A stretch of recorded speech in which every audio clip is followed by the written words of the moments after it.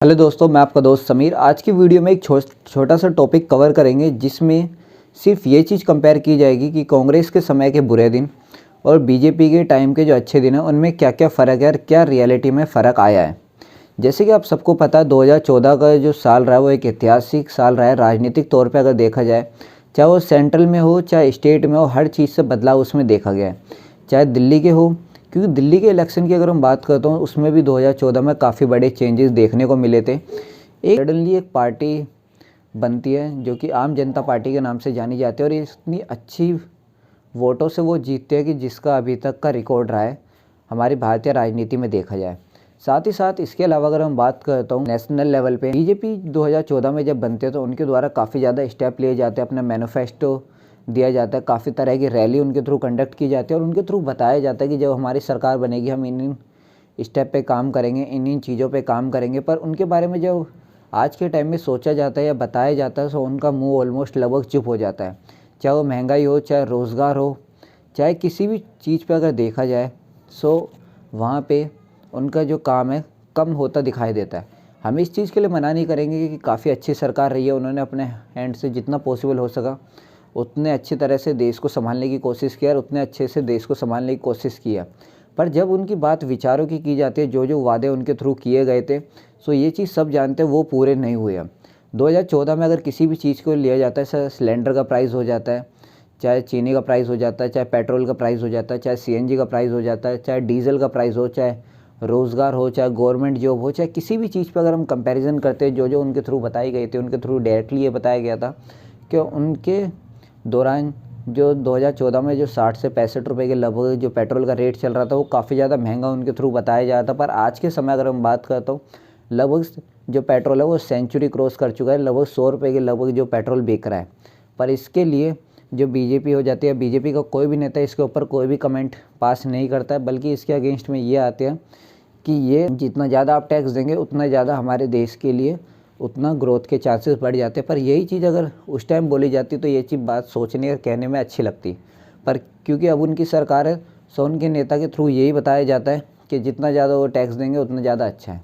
पर ये चीज़ कभी आपने सोचने वाली बात है कि जब भी कुछ भी आप कभी भी देखेंगे, नेताओं के लिए लगभग सब कुछ फ्री होता है। चाहे उनका घर हो, चाहे उनका बिजली हो, चाहे आने जाने का हो, चाहे फ़ोन का बिल हो, सब कुछ उनके लिए फ्री होता है। जितने भी काम होते हैं, जितने भी टैक्स होते हैं, चाहे जितनी भी जीएसटी हो, जितनी भी महंगाई हो, सिर्फ नॉर्मल पब्लिक आम लोगों पे ही अप्लाई होती है। चाहे वो जीएसटी हो, चाहे वो आधार कार्ड हो, चाहे तेल महंगा करना हो, चाहे दाल महंगी करनी हो, चाहे कुछ भी आज के टाइम में लगा लीजिए।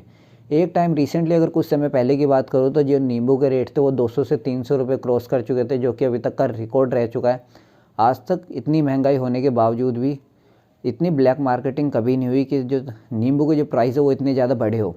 इसके बारे में बाद में बात करेंगे। पर अगर दूसरी चीज़ों के बारे में बात की जाए, जब 2014 में बीजेपी के द्वारा सरकार बनाई गई थी उनके थ्रू काफ़ी ज़्यादा स्ट्रेट फॉरवर्ड ये चीज़ एजेंडा उठाया गया था कि वो डायरेक्टली महंगाई पे काम करेंगे। पर आज की महंगाई और उस टाइम की महंगाई को अगर कंपेयर किया जाता है तो उसमें लगभग ज़मीन आसमान का फ़र्क है। उस वक्त पे जो पेट्रोल था वो 60 से 65 रुपये के लगभग आम लोगों को मिल रहा था। नेताओं के लिए ये चीज़ फ्री होती है, सो उस नेताओं के लिए छोड़ देते कि नेताओं को 1 रुपये का फ़र्क नहीं पड़ता, चाहे पेट्रोल 100 रुपये का हो, चाहे 1000 रुपये लीटर, उन्हें फ़र्क नहीं पड़ने वाला। क्योंकि गवर्नमेंट के हैंड से जो गवर्नमेंट के जो नेता होते हैं, जो पॉलिटिशियन होते हैं, उन्हें डायरेक्टली जो ट्रैवल अलाउंस है वो प्रोवाइड किया जाता है, काफ़ी अच्छे अमाउंट में दिया जाता है। सो उन्हें 1 रुपये का फ़र्क नहीं पड़ने वाला कि कितना महंगाई होने वाला है।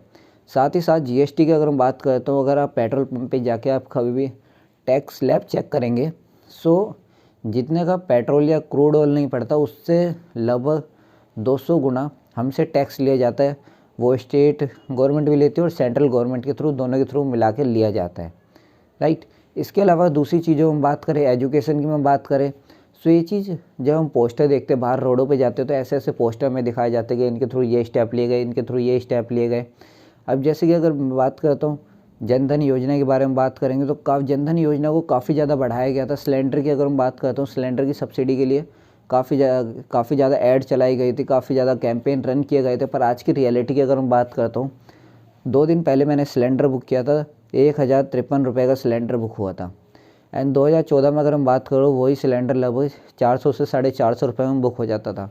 सब्सिडी की अगर हम बात करूँ, कोई सब्सिडी किसी के अकाउंट में पिछले कई सालों से नहीं आई है। सब्सिडी के नाम पे डायरेक्टली धोखा आम जनता को दिया जाता है। 15 लाख रुपए की अगर हम बात करता हूँ तो उनके थ्रू डायरेक्टली बता दिया गया था कि वो सिर्फ एक जुमला था, जिसका दम पे अगर हम बात करता हूँ 2014 में जब बीजेपी आई थी तो उनके थ्रू डायरेक्टली ये बताया गया था कि हम काला धन वापस लाएंगे। पर काले धन की अगर हम बात करता हूँ आज के टाइम में ऐसा कोई आप मुझे एक चीज़ ऐसे बता दीजिए जिसकी वजह से काला धन या इतने अमाउंट में काला धन हमारे भारतीय अकाउंट में या आरबीआई के पास या किसी और बैंक में आया हो।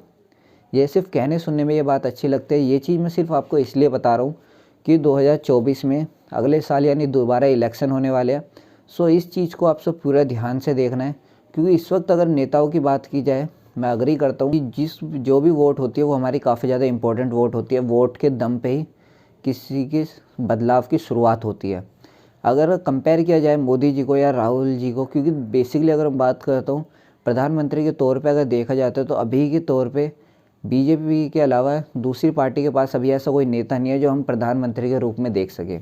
राहुल गांधी की अगर बात की जाए, राहुल गांधी जी कांग्रेस के द्वारा अभी भारत जोड़ो यात्रा शुरू की गई है। इससे काफ़ी ज़्यादा बदलाव उनमें देखा गया है, ये चीज़ हम कह सकते हैं और हमें देखने को मिलती है। क्योंकि जब अभी के भाषण और जब हम पहले के भाषण उनके सुनते हैं तो उसमें उनके बोलचाल, उनके जो बातों की जो डीपनेस होती है उस चीज़ों में फ़र्क हमें देखने को मिलता है।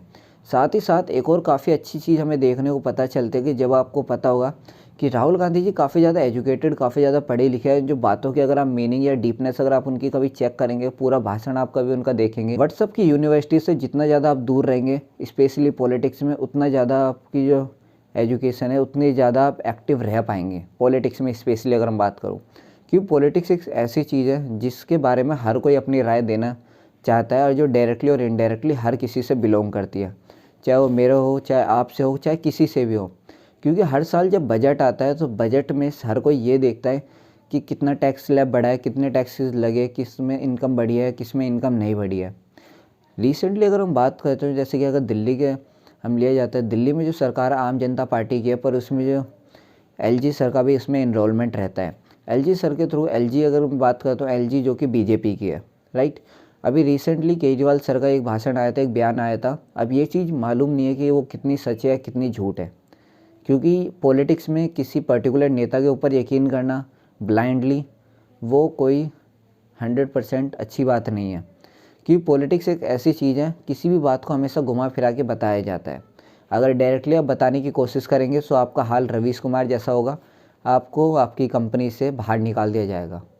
एक अगर मीडिया में बात की जाए, रवीश कुमार सर एक ऐसे एंकर थे, ऐसे पर्सन है जो इन्होंने हमेशा जो मोटो, जो हर चीज़ बात कहने वाली थी वो बात हमेशा मीडिया के सामने रखी।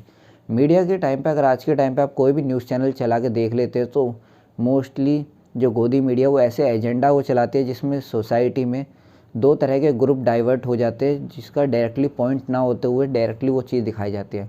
अब जैसे सर्दियों के टाइम पे गरीबी दिखानी चाहिए कि रोडों पे लोगों की क्या हालत हो रही है, गरीबी की वजह से क्या क्या परेशानी किनको हो रही है, पर इस तरह के न्यूज़ चैनल पे आपको कभी मीडिया पे आपको देखने को नहीं मिलता।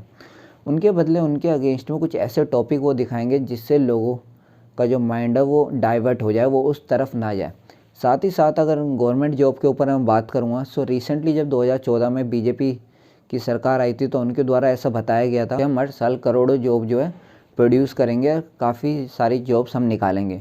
पर रिसेंटली करेंटली अगर मैं बात करता हूँ, हालांकि मुझे बताने की ज़रूरत नहीं है कि अभी जितने भी एग्ज़ाम्स हो रहे हैं वो रिसेंटली या तो कैंसिल कर दिए जा रहे हैं, पोस्टपोन कर दिए जा रहे हैं, और इतने ज़्यादा लीक के केसेस आ रहे हैं कि उसकी कोई हद नहीं है।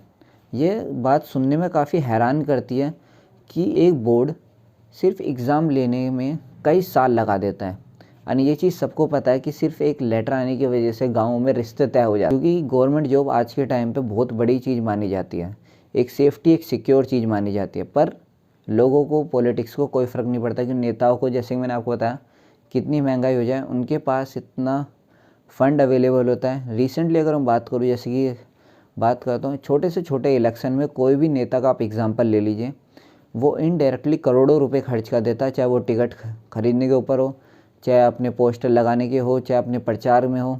वो इतने करोड़ रुपए खर्च कर देता है कि उतने में से अगर वो 50% भी अगर लोगों के लिए वो पैसा यूज़ कर दे तो उसकी जीत 100% तय हो जाए। पर उसका एजेंडा सिर्फ ये होता है कि मैं सिर्फ एक बार पावर में आ जाऊँ, 5 साल के लिए मैं सेफ फिर उनकी मुंह दिखाई का इंतजार करना पड़ता है, कोई नेता फिर सामने नहीं आता। तो ये चीज़ आपको देखने सोचने की बात है। दोबारा से इलेक्शन आ रहे हैं, मैं ये नहीं कहता कि ये पार्टी अच्छी है ये पार्टी गंदी है, पर ये चीज़ आप खुद सोच लीजिए। ऊपर वाले ने दिमाग दिया, उसका इस्तेमाल करके हमें हर चीज़ को देखना चाहिए। तो फिलहाल के लिए वीडियो में यहीं स्टॉप करूँगा। मैं मिलूँगा नई वीडियो नई इन्फॉर्मेशन के साथ। वीडियो ऑलरेडी काफ़ी ज़्यादा लंबी हो चुकी है, पर मैं कोशिश करूँगा कि आगे नए नए टॉपिक मैं आपके लिए लाता रहूँ और पॉलिटिक्स से रिलेटेड थोड़ा बहुत अपडेट आपको करता रहूँ, जो कि रियलिटी में, जो कि ग्राउंड लेवल पे है। तो मैं मिलूँगा नई वीडियो नई इन्फॉर्मेशन के साथ। अभी के लिए गुड बाय।